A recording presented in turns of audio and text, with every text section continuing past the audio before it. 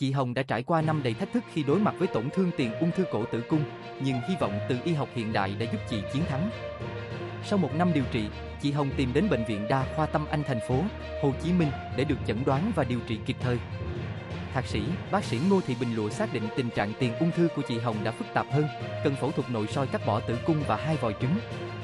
Phẫu thuật được thực hiện với mục đích phòng ngừa ung thư xâm lấn và bảo tồn chức năng nội tiết quan trọng cho sức khỏe phụ nữ. Kết quả kiểm tra ổ bụng trong quá trình phẫu thuật không phát hiện dấu hiệu của bất kỳ tổn thương bất thường nào khác.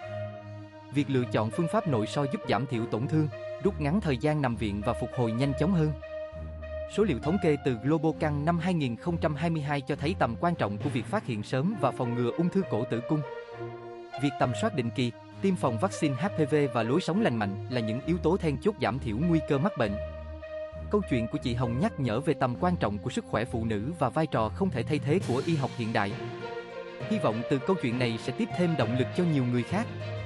Dưới đây, link bài viết đầy đủ có thể xem dưới mô tả.